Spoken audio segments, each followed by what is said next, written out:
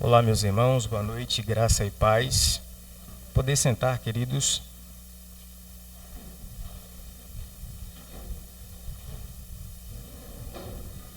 Eu já quero convidar as nossas crianças a estarem se deslocando para o departamento infantil, onde nessa oportunidade, depois de participarem aqui do período de louvor com toda a igreja, estarão reunidas para ouvir a palavra de Deus em uma linguagem acessível a elas. Que o Senhor continue abençoando a sua igreja, assim como as nossas amadas crianças, para a honra e para a glória do nome de Jesus. Meus irmãos, vamos a um texto bíblico. Dando sequência à nossa série intitulada como Salmos, Cânticos da Alma, nós já estamos aí nos encaminhando para a reta final dessa série e vamos hoje ao Salmo de número 103.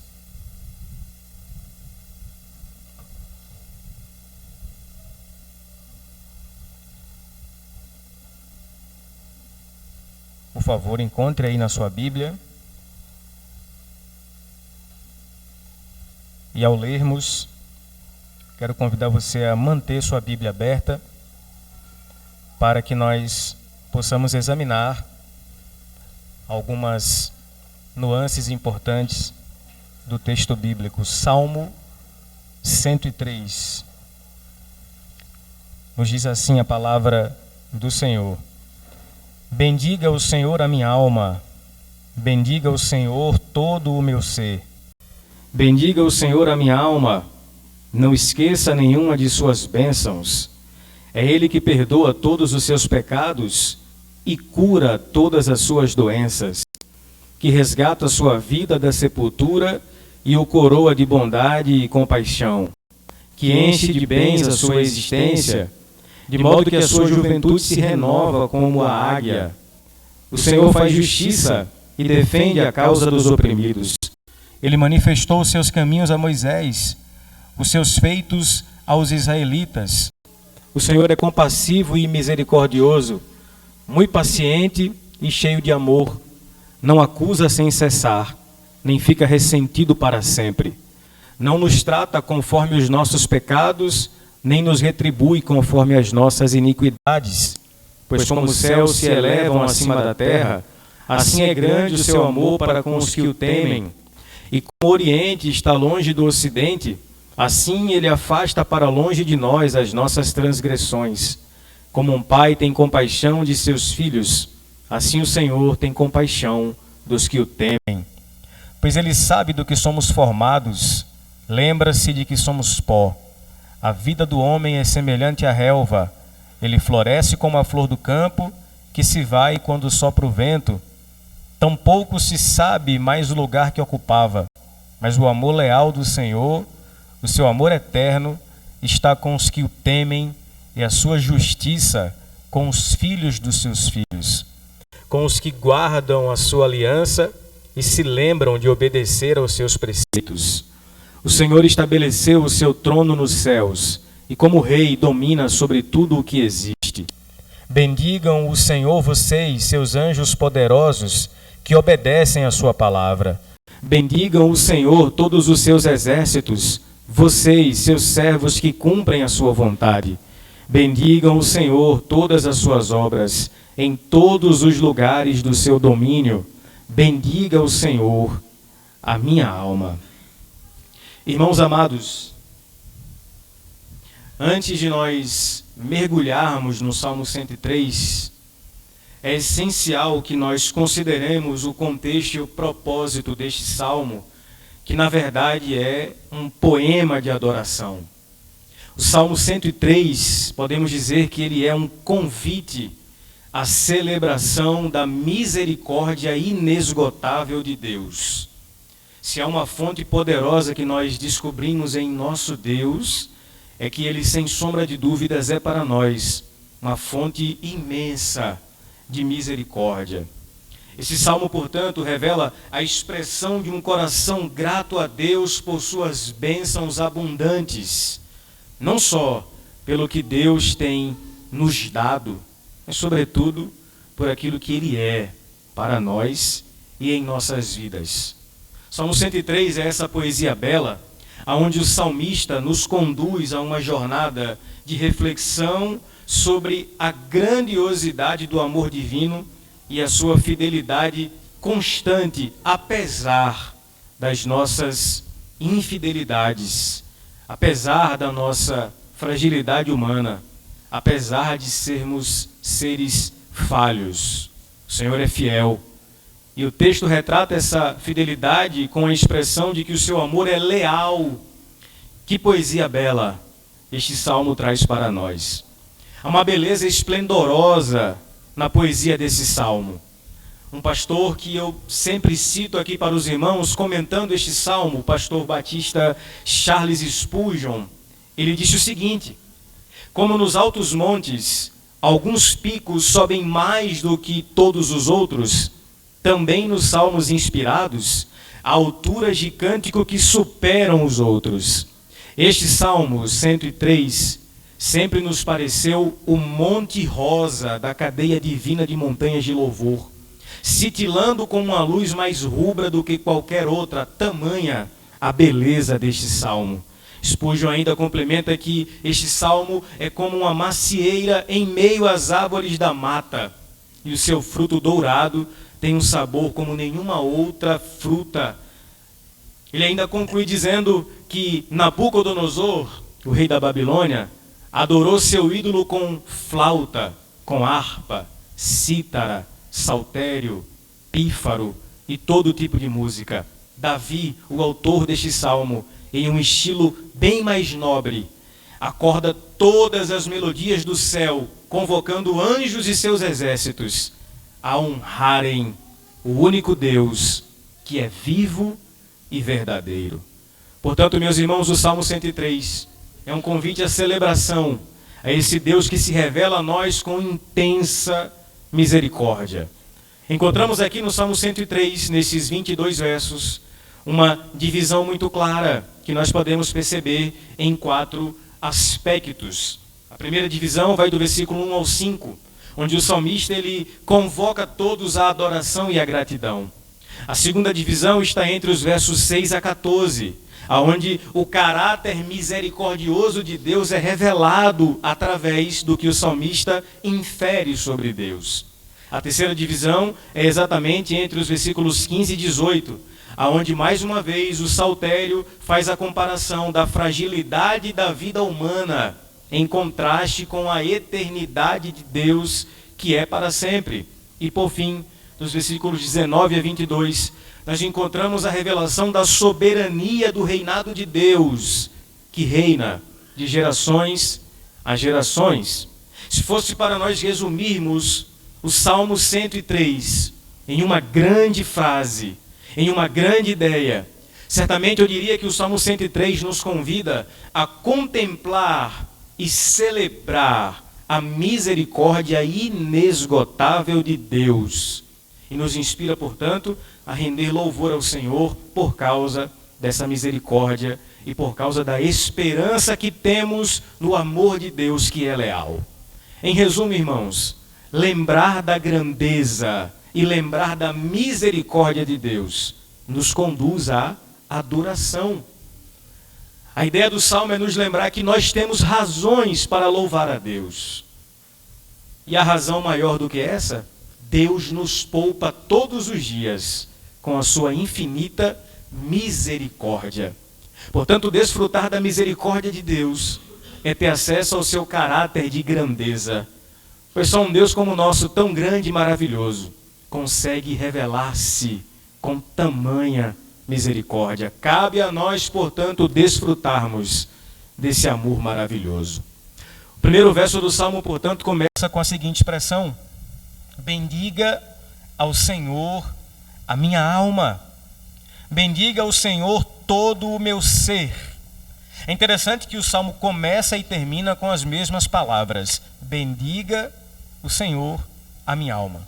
Está no primeiro verso assim como no último. Do início ao fim do salmo, o salmista está convocando a sua própria alma e, por consequência, todos os ouvintes que participavam do culto a louvarem e adorarem o Senhor. E ele se expressa a ele mesmo dizendo: bendiga o Senhor a minha alma, como quem diz a sua própria alma em uma ordem que todo o seu ser precisa render graças e louvor ao Senhor em forma de gratidão. E quando ele se dirige à sua própria alma para bendizer o Senhor, o salmista, portanto, está demonstrando uma devoção pessoal profunda a Deus. Ele ainda fala que, reconhecendo a adoração, que todo o seu ser, tudo que há em si, tudo que há nele, tudo que se chama por ele, deve bendizer, deve adorar, deve reconhecer ao Senhor. E essa expressão, meus irmãos, todo o meu ser, indica que toda a sua personalidade, tudo o que está dentro de mim, sejam órgãos do corpo, sejam pensamentos, vontades e emoções, tudo que tenho, que sou, deve estar voltado para louvar e para glorificar o nome do Senhor. O salmista, portanto, convoca todas as capacidades e poderes do seu ser para se unirem em louvor a Deus, em uma adoração integral. Tudo o que eu tenho, bendiga o Senhor. Porque, meus amados irmãos, se nós vivemos a nossa vida e o fim para qual vivemos não é glorificar a Deus, nós não estamos vivendo. Os catecismos históricos das nossas confissões de fé, todos eles fazem a mesma pergunta, na pergunta 1, que pergunta para nós: qual o fim principal do homem? E a resposta é glorificar a Deus e alegrar-se nele para sempre. Portanto, se você vive uma vida em que você não glorifica a Deus, permita ser sincero, você não está vivendo conforme Deus quer que você viva. E o salmista diz que essa forma de glorificar a Deus não é apenas no culto, louvando, cantando, como fizemos agora, como vamos fazer já já. Mas a forma que temos de glorificar a Deus é com todo o nosso ser. É de forma integral, não é de maneira separada ou parcial. Ou seja, eu adoro a Deus aqui no templo, na igreja, na comunhão com os irmãos, e lá fora eu vivo outro estilo de vida. Não, ele está dizendo que todo o seu ser, tudo que ele tem, está totalmente devotado a esse Deus.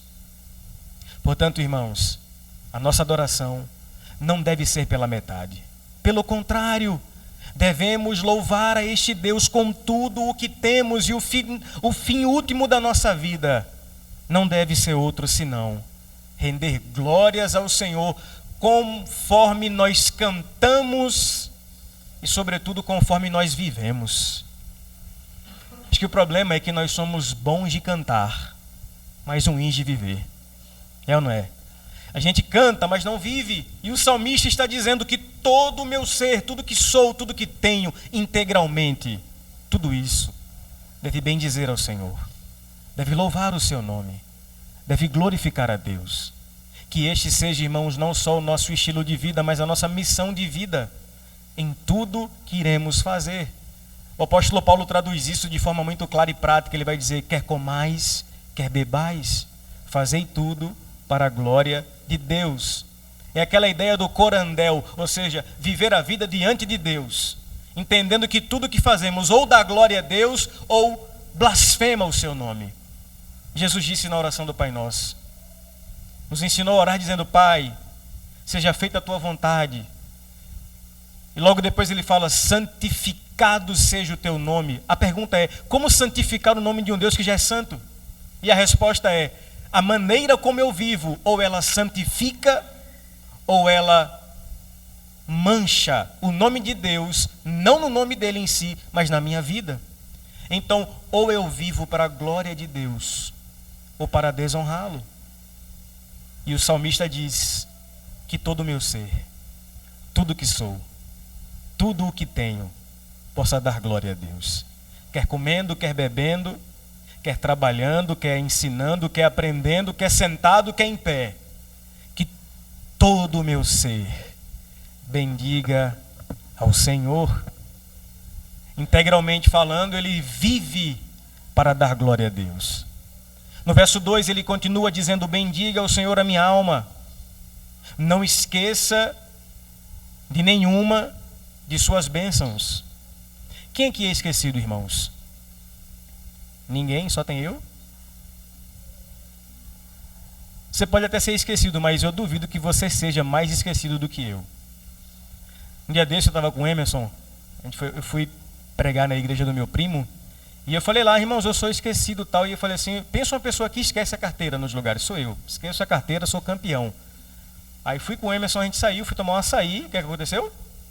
Esqueci a carteira. Tinha acabado de falar. Naturalmente, nós costumamos esquecer as coisas. Você lembra, por exemplo, o nome da sua primeira professora?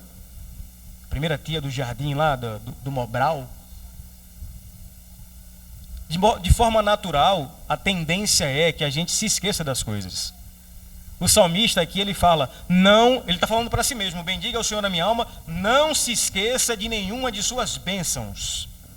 Veja, irmãos, o salmista convida a sua alma para se lembrar dos favores que Deus lhe deu, das bênçãos que Deus lhe deu, e em seguida, nos versículos seguintes, ele vai especificar 5 desses favores. Primeiro ele fala: ele perdoa todos os seus pecados. Segundo, cura todas as suas doenças. Terceiro, resgata a sua vida da sepultura. Quarto, coroa de bondade e compaixão. E por fim ele diz: ele enche de bens a sua existência, de modo que a sua juventude se renova como uma águia. É como se o salmista dissesse: eu sei tudo que Deus fez por mim. Eu consigo lembrar de todas as bênçãos que Ele tem me dado. E nós? Será que na nossa oração nós conseguimos enumerar as bênçãos que Deus tem nos dado? Ou nós somos especialistas naquelas listas de pedido? E aí a gente vai orar e mostra para Deus o talão de cheque. Está aqui, Senhor, eu quero isso, isso, isso, isso, isso. Quer ver uma coisa, irmãos? Faça um diário de oração. Diário de oração. Como assim, pastor? Pegue um diário, um caderno que seja, e comece a anotar os seus pedidos de oração. Com o tempo, volte a esse diário e veja o quanto Deus já fez. É que por vezes a gente vai vivendo de forma automática e se esquece do que pediu e se esquece do que Deus deu. O salmista fala: eu não, eu lembro de tudo que Deus tem feito na minha vida. Devemos, portanto, irmãos, ter por hábito não apenas reconhecer as bênçãos de Deus, mas louvar a Deus por estas bênçãos.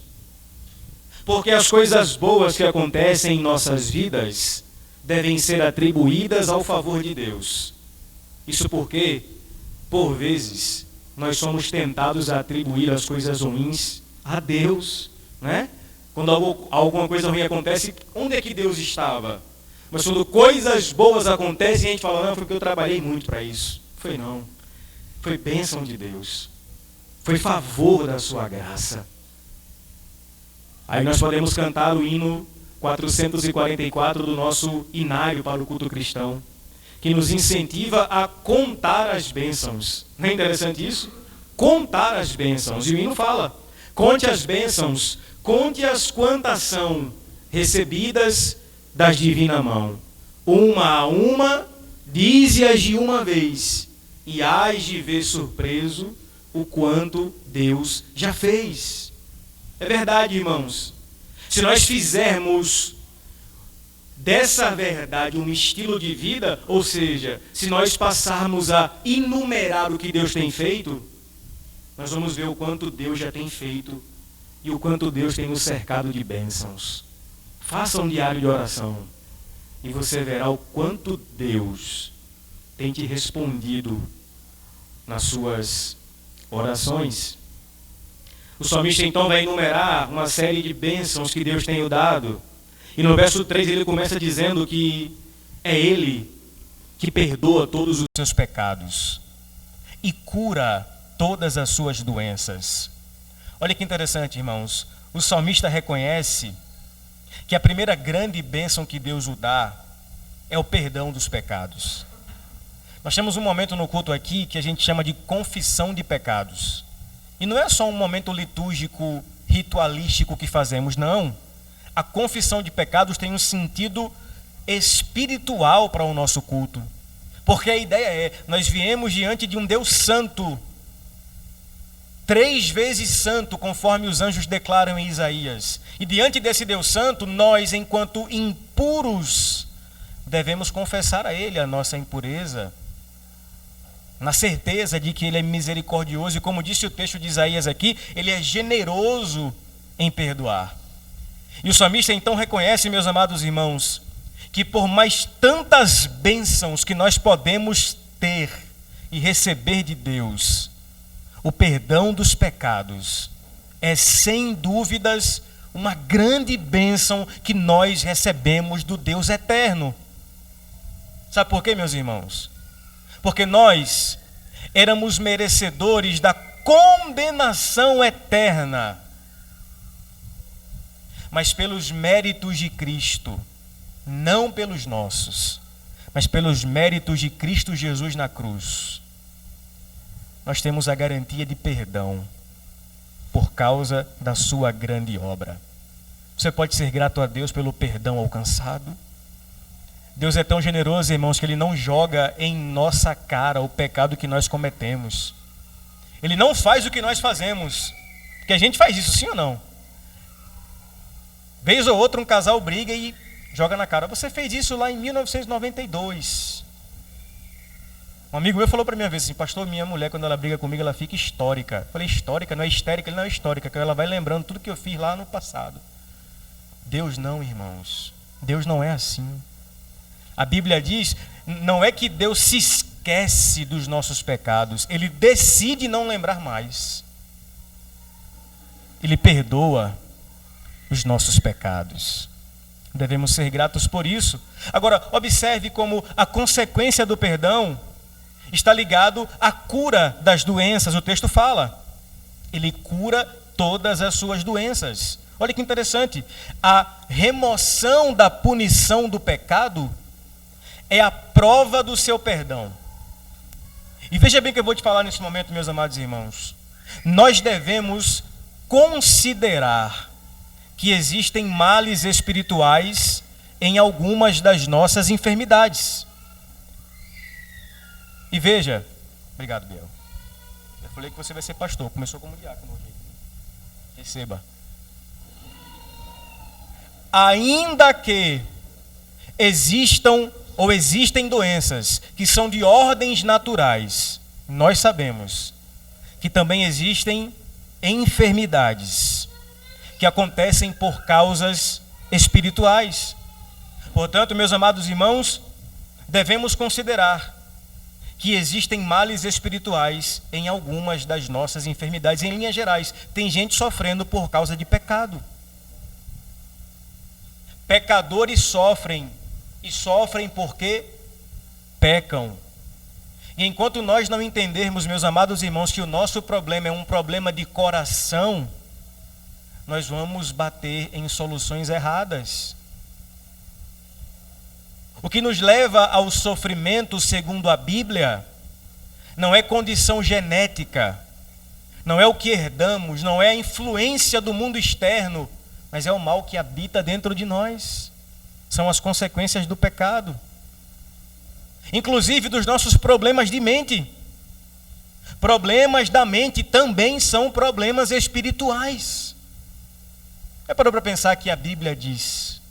Não, eu vou ser mais específico. Jesus disse, não andeis ansiosos por causa de quê? Por coisa alguma.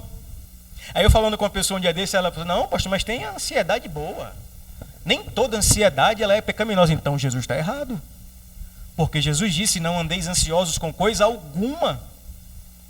A ansiedade, meu amado irmão, ela tem causa pecaminosa. Os problemas da mente, eles são causados por causa do pecado. E o salmista fala que Deus removeu a enfermidade porque Ele perdoou os seus pecados. Vou chocar você mais uma vez, mas vou repetir. É pecado você ir ao psicólogo sem antes buscar ajuda em um aconselhamento bíblico. Porque por mais preparado que seja o psicólogo, ele não vai tratar o seu pecado. Ele não vai dizer assim, ó, se arrependa e mude, porque isso que você está vivendo é consequência de pecado. O que ele vai dizer para você? Paliativos. Vai dar uma volta, pega o cachorro, vá para a praia, distrai a cabeça. E a Bíblia, o que ela vai dizer para nós? Se arrependa. Ah, pastor, então toda a psicologia ela é maldita? Não, não é isso, irmão. Mas antes dos recursos que você tem disponível, a Bíblia é suficiente para dizer para nós, se arrependa. E as suas enfermidades serão curadas. O salmista, portanto, meus amados irmãos, ele reconhece o que Deus tem feito. Ele perdoa os pecados, ele perdoa os nossos pecados. Mais que isso, ele cura as enfermidades. No verso 4 ele fala que resgata a sua vida da sepultura e o coroa de bondade e compaixão.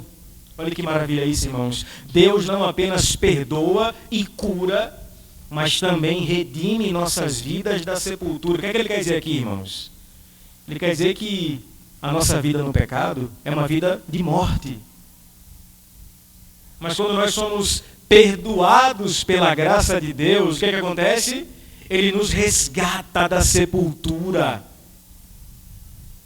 Irmãos, e não há outra condição, senão a condição de que sem Cristo nós estávamos mortos em delitos e em pecados. Um morto pode salvar a si mesmo, irmão? Não pode. Tem um teólogo, eu não sei se é a R.C. Sproul, alguma mente antiga falou uma coisa interessante. Ele disse que no dia dos finados, ele não visita os mortos. Ele prega para eles. Você entendeu? Ele não vai lá levar flores para os mortos, mas ele prega para mortos. Porque o homem sem Deus, ele está morto. Nós, sem Cristo, vivíamos uma vida que não era vida, mas era morte. E olha a ação de Deus, meus amados irmãos. Este Deus gracioso se inclinou para nós e nos resgatou da morte para a vida. Estávamos na sepultura, mortos no pecado, mas a bondade de Deus nos tirou de lá e hoje nós estamos aqui glorificando a Deus. E o salmista fala, ele resgata a sua vida da sepultura e o coroa de bondade. A ideia de coroa aqui é dizer que Deus ele é a fonte de todas essas bênçãos que ele tem elencado anteriormente. E não apenas isso, ele está falando sobre a beleza que é adorar a Deus. Meus amados irmãos, o salmista enxerga a Deus como algo belo. E sim, irmãos, existe beleza em Deus, além das bênçãos que ele tem nos dado. Porque Deus não é um curandeiro, né? Tipo assim, ó, tô enfermo, vou lá, Deus vai me curar. Deus é muito mais que isso. Deus é belo. A beleza em Deus. E essa beleza da complexidade de quem Deus é nos leva a adorá-lo. A última dessas bênçãos que o salmista vai elencando está no verso 5. Ele diz que ele enche de bens a sua existência, de modo que a sua juventude se renova como a águia. Nós temos aqui, meus irmãos, uma informação interessante nesse verso. Deus enche de bens a nossa existência. E o que são esses bens? Esses bens, de fato, são valiosos. Mas quando a gente pensa em bens, o que é que vem à nossa mente? Dinheiro, carro, casa, joias. Essas coisas que a gente está acostumado a entender como bens. Só que esses bens que o texto está falando não são bens humanos, são bens eternos. Isto é, bens que o dinheiro não pode comprar. Bens que trazem sentido à nossa existência. É isso que o texto fala. Já parou para pensar que tem gente que é tão rica, mas tão rica que tudo que ela tem é dinheiro? Não tem mais nada, só dinheiro. Então essa pessoa não tem bens, ela tem dinheiro. O texto fala aqui que Deus tem interesse em nos dar não apenas bens materiais, mas o maior bem que Deus pode nos dar é Ele mesmo como nossa maior riqueza. E tendo Deus como nossa riqueza, olha a consequência disso, ele vai dizer, de modo que a sua juventude se renova como águia. O significado aqui, irmãos, é que a força do salmista na velhice tornou-se como força da águia. E você conhece a águia, né?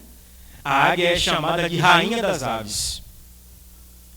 Tem águia que com as asas abertas, ela tem uma curvatura de quase 3 metros. Enxerga a quilômetros de distância sua presa.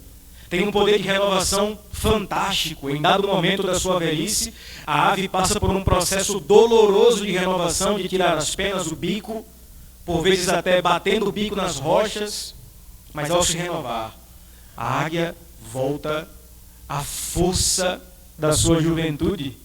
O salmista aqui está dizendo que em Deus, o Senhor, Ele ressignifica a velhice dele como se ele fosse jovem. É mais ou menos a imagem que temos de Caleb. Lembra de Caleb na Bíblia? Caleb tinha quantos anos quando foi como espia enxergar os gigantes? 40? Na primeira vez. E na segunda? O dobro, 80. Quando ele volta, o que ele vai dizer? Eu vou lá porque eu estou me sentindo com 40 ainda. Força de águia. É exatamente o que o salmista está dizendo.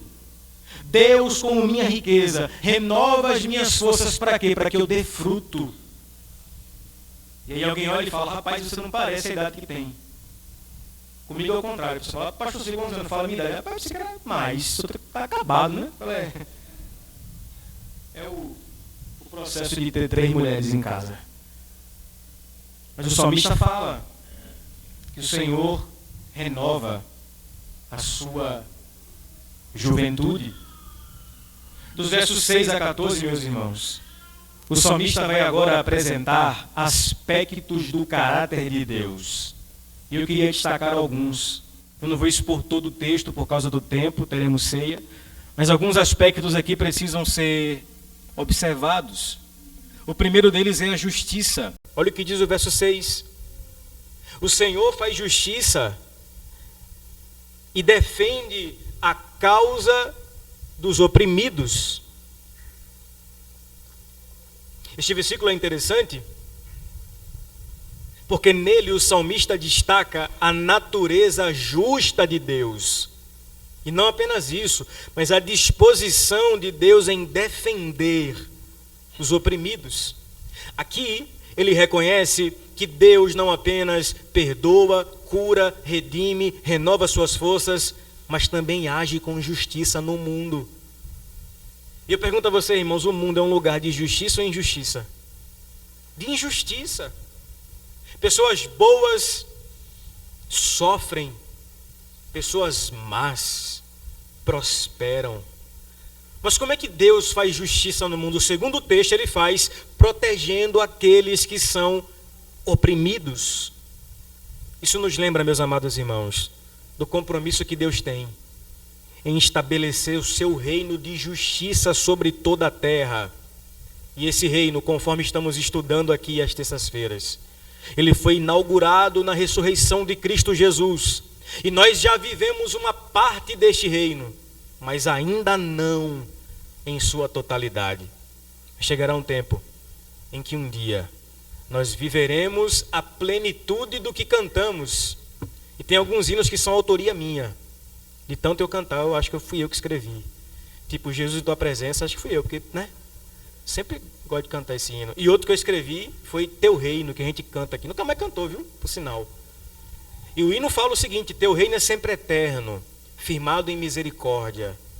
Teu reino é sempre eterno, firmado em misericórdia. Justiça e igualdade. Bondade e fidelidade. Justiça e igualdade são marcas do reino de Deus. Sabe o que isso significa para nós, irmãos? É que todos nós aqui, diante de Deus e perante o Senhor ao qual nós servimos, nós somos todos iguais.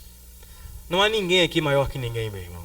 Por sinal, eu só estou pregando aqui nesta plataforma por uma questão de visualização, para que você me veja melhor. Porque eu sou baixinho, então não é que eu sou melhor que ninguém aqui. Pelo contrário, meu amado irmão. No reino de Deus, o último é primeiro, o maior é menor. E o que quer ser servido, deve servir. Porque Deus, ele peleja a causa dos oprimidos. Outras características que nós encontramos no reino de Deus e no caráter do Senhor, neste salmo, é o que diz o verso 8. O Senhor é compassivo e misericordioso, muito paciente e cheio de amor. Então nós temos aqui pelo menos 3 características do caráter de Deus: misericórdia, paciência e amor. Quando a gente estudou aqui hermenêutica bíblica com o pastor Fábio, uma das matérias foi atributos de Deus. Nós sabemos que Deus tem os seus atributos, e os atributos de Deus se dividem em duas partes, que são os atributos incomunicáveis e os atributos comunicáveis. Atributos incomunicáveis de Deus são quais, irmãos? Atributos que só Ele tem. Por exemplo, eternidade. Só Deus tem eternidade, Ele é o Pai da eternidade. Atributos incomunicáveis são atributos que só pertencem exclusivamente a Deus, como por exemplo, onipotência. Só Ele é onipotente. Onisciência, só Ele é. Portanto, essa característica de Deus, Ele não comunica ao ser humano. Mas em contrapartida, os atributos comunicáveis são atributos que nós podemos experimentar de Deus e podemos, portanto, compartilhar com os outros. E dentre esses temos misericórdia, paciência e amor. Essas são características que pertencem a Deus, mas que Ele compartilha, Ele comunica conosco, e logo, portanto, podemos compartilhar com os outros. Ou seja, se Deus é misericordioso, nós devemos ser misericordiosos. Se Deus é muito paciente, veja, não é que Deus é paciente, o texto fala que Ele é muito paciente. Nós devemos ser o que, irmãos? Pacientes. Se Ele é cheio de amor, nós devemos ser cheios de amor. Já parou para pensar, irmãos, que ser misericordioso, paciente e cheio de amor é ser como Deus é? A pergunta lógica é: você tem compartilhado o que de Deus você tem recebido? Será que você tem sido misericordioso, ou você é daquele tipo assim, pisou no meu calo, devolvo na mesma moeda? Se vacilar comigo, eu também, né? Ou você tem exalado misericórdia? Será que você tem sido como Deus é, paciente, nesse mundo impaciente?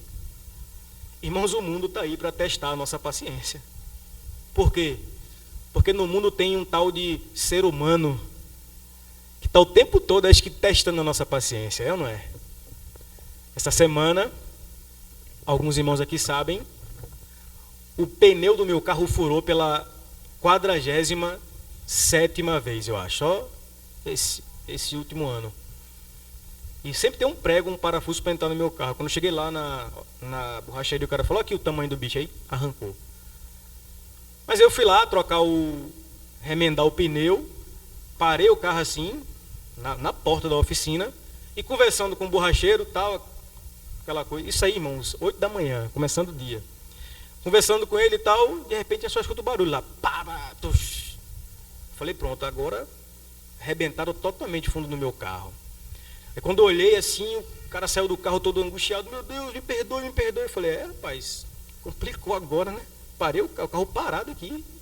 Como é que foi isso? Não, eu enganchei o chinelo no tapete e aí não consegui parar a tempo, bateu tal.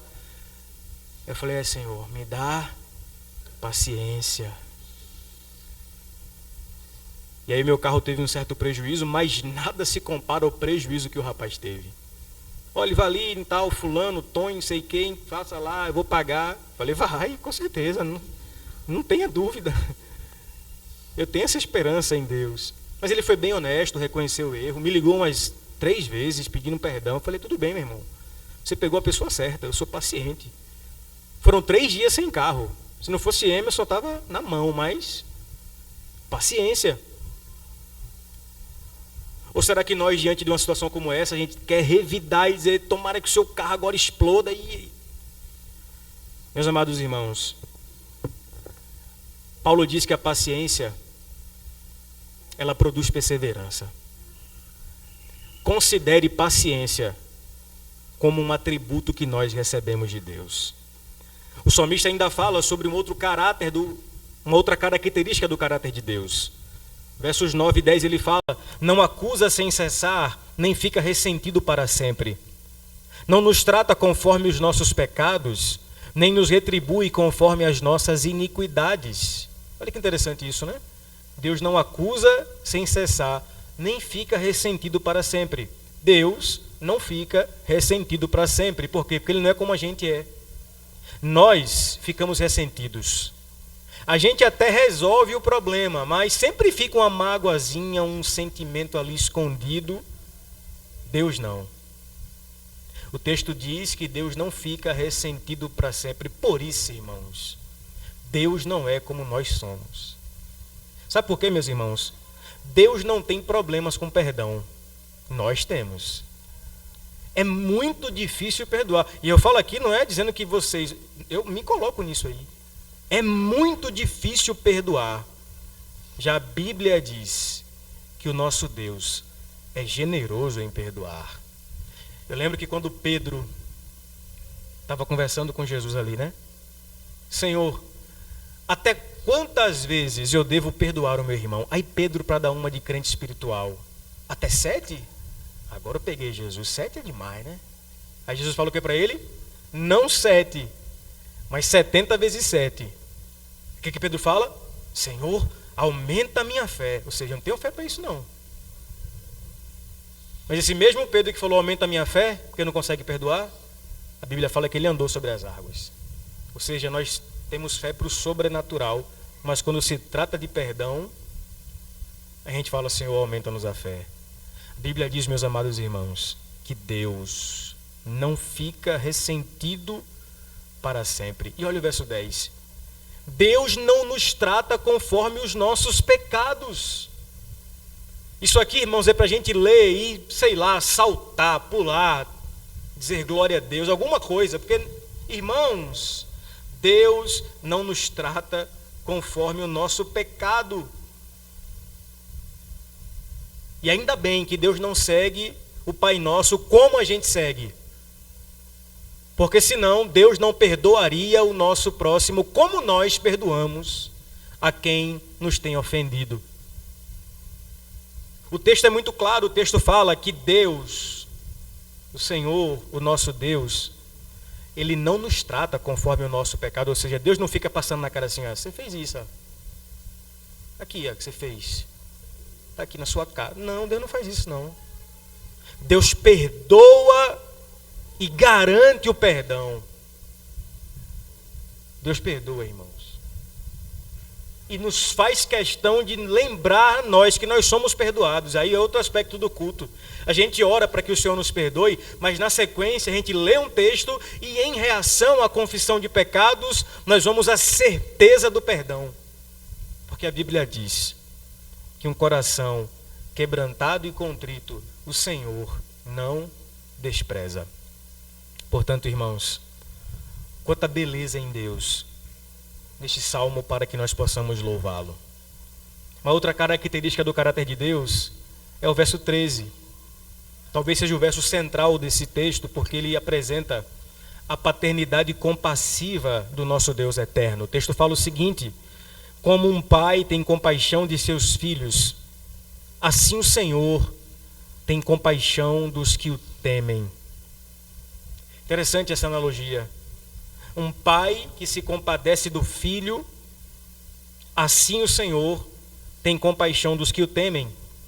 Veja, frequentemente nas Escrituras, Deus se revela a nós como Pai, como nosso Pai. E essa metáfora ela era um tanto quanto estranha para os judeus nos dias de Jesus, porque na teologia bíblica judaica, os judeus enxergavam Israel como o filho de Deus, mas não como indivíduo, mas como um povo coletivo, o filho de Yahvé.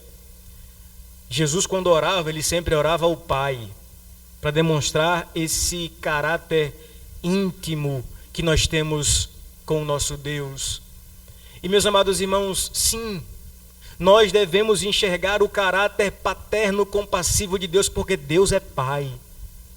E já parou para pensar o quanto a paternidade é algo distorcido nos nossos dias? Eu lembro que uma vez eu li uma matéria que eu não vou precisar agora em porcentagem, um número, mas por exemplo, de 100%, pelo menos 30% dos menores infratores não tiveram pai em casa. A figura paterna, ela é essencial para que uma criança conheça Deus ou não. Por quê? Porque nós nos relacionamos a Deus como pai. Pastor, eu não tive pai. Pastor, meu pai, infelizmente, não foi um homem de Deus. Não importa. Não importa quem foi seu pai. Importa quem serão seus filhos. Porque veja, a ideia de Deus como pai revela para nós alguns aspectos importantes. Primeiro, cuidado e provisão. Como um pai cuida das suas crianças, batalha o pão diariamente, Deus também demonstra o seu cuidado para conosco, com provisão para o seu povo. Deus, como um pai, supre as nossas necessidades físicas, emocionais e espirituais. Como um pai, Deus também nos conduz por instrução e disciplina.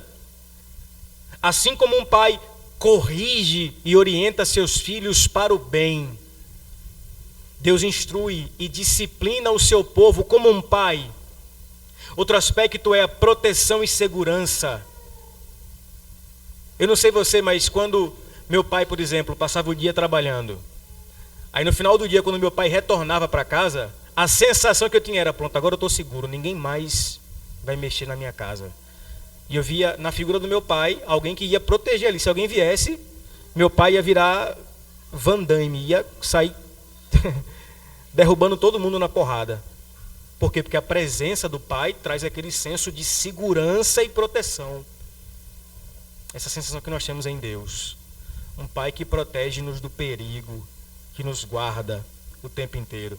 E aqui nesse texto, o nosso Deus é um pai que se compadece dos seus filhos. A palavra compadecer literalmente é se colocar no lugar.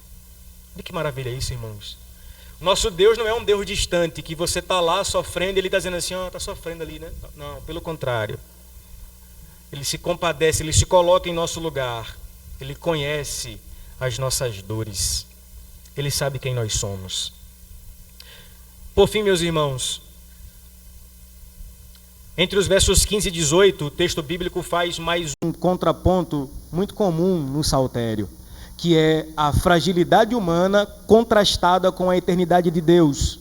Verso 15 diz, toma aqui essa água que o diácono Biel me trouxe aqui para ver se está boa mesmo.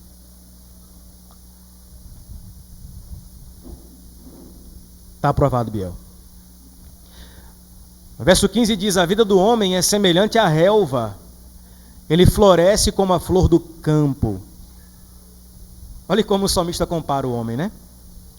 A nossa vida é semelhante à relva, que floresce e simplesmente vai embora.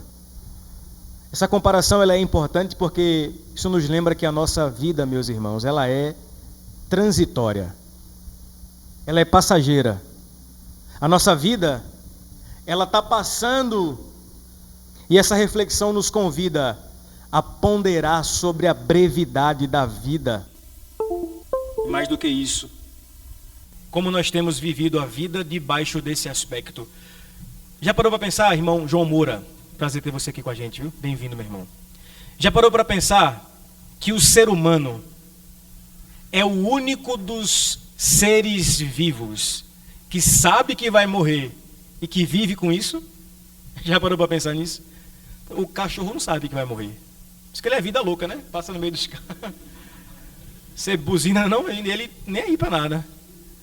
Os animais não sabem que vão morrer. Você sabe. E você vive desesperado por isso, aí eu vou morrer, não sei quando, meu Deus. Não, você vive com isso. O que nós sabemos da vida é que ela é breve, ela é curta, ela é passageira. Isso implica em nós pensarmos primeiro em como nós estamos valorizando o tempo que temos nessa vida. Primeiro, reconhecendo a sua brevidade e que nós devemos viver para Deus. Segundo, buscando viver com sabedoria e propósito, investindo em coisas que têm valor, não terreno, mas valor eterno. Terceiro, devemos priorizar o relacionamento com Deus e também com os outros, cultivando vínculos que perduram por toda a vida. Por fim, não se deixe consumir por preocupações passageiras e temporais, mas busque em Deus uma perspectiva eterna sobre todas as circunstâncias. Já parou para pensar que a palavra preocupação, ela é autoexplicativa? Olha a palavra preocupação. O que ela quer dizer? Isso mesmo, preocupação. O que é estar preocupado? É estar ocupado previamente. Por isso Jesus disse, não andeis ansiosos. Porque a ansiedade é uma ladra. Ela rouba de nós a perspectiva de tempo e de esperança. Andar preocupado é estar se ocupando com coisas que não é para se ocupar agora. Por isso, meu amado irmão, a vida, conforme diz o Salmo, ela vai passando brevemente. Como diz o poeta, é preciso saber viver. E como é que a gente sabe viver? Vivendo para a glória de Deus.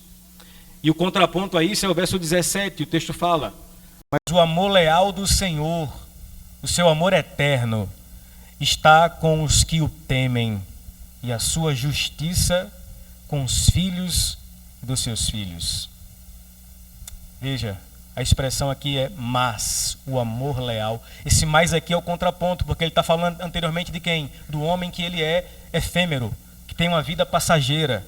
Aí ele contrapõe, dizendo que Deus não é como o homem. Deus não é passageiro, Deus é eterno, ele permanece para sempre.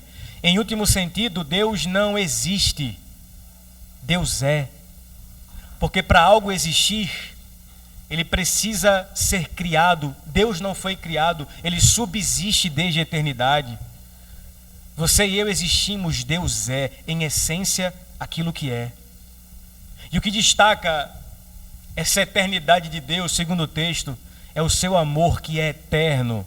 Veja, irmãos, olha que contraste. A vida do homem que é passageira e o amor de Deus que é eterno. Esse amor, irmãos, é revelado na justiça que será vista através de um santo legado. O texto fala que essa justiça será vista com os filhos dos seus filhos. Esse legado de geração a geração, uma geração conta a outra, aquilo que o Senhor tem feito. E como vocês podem ver, eu estou contando já para Noemi, ela está falando agora aí sobre a justiça de Deus. Concluindo, irmãos, versos 19 a 22, a soberania e o reinado de Deus. O verso 19 diz: o Senhor estabeleceu o seu trono nos céus, e como rei domina sobre tudo o que existe. Aqui o salmista continua falando sobre essa diferença entre o homem e Deus. E ele fala: o homem é passageiro e Deus é um Senhor soberano. E o seu trono está fixo, firmado para sempre. Em outras palavras, o domínio de Deus não é vacilante, não está mudando, não está alternando em poder. Seu reinado não é como o reinado dos monarcas terrenos, que depende do capricho de uma vontade mutável. O reinado de Deus não pode ser alterado pela morte, pela revolução, por uma nova dinastia. O trono de Deus é sempre o mesmo e nada pode derrubá-lo de onde ele está. Pastor, onde Deus está nas tragédias, Deus está reinando soberanamente em seu trono. E nada pode abalar essa certeza. Deus é Senhor sobre todas as esferas. E aí eu cito uma frase que eu gosto muito. Já citei ela aqui incontáveis vezes. Um pastor calvinista holandês chamado Abraham Kuyper, ele disse a célebre frase: não há 1 centímetro quadrado em todo o domínio de nossa existência, sobre o qual Cristo, que é o soberano de todos, não possa dizer: é meu. É tudo de Jesus. Ele é Senhor sobre as artes, sobre o cinema, sobre a música, sobre os reinos, sobre todas as coisas. O seu trono está estabelecido até o fim. E nós somos partes do reino de Deus, convocados e atraídos por sua cruz. A diferença, irmãos, é que reinar com Cristo não é ostentar uma coroa, mas é carregar a cruz até o final. E no fim, nós seremos eternamente coroados com a misericórdia do nosso Deus. Os últimos versos dizem, verso 20 a 22, bendigam ao Senhor vocês, seus anjos poderosos, que obedecem a sua palavra. Bendigam ao Senhor todos os seus exércitos, vocês, seus servos, que cumprem a sua vontade. Bendigam ao Senhor todas as suas obras em todos os lugares do seu domínio. Bendigam ao Senhor a minha alma. Esses últimos versos, meus irmãos, o salmista ele vai ampliando a convicção que ele tem de louvor a Deus. E ele vai chamar não apenas os anjos poderosos e os exércitos celestiais, mas ele chama todas as obras de todos os lugares a Deus para bendizer o nome daquele que criou todas as coisas. Isso, irmãos, nos lembra da universalidade do louvor a Deus.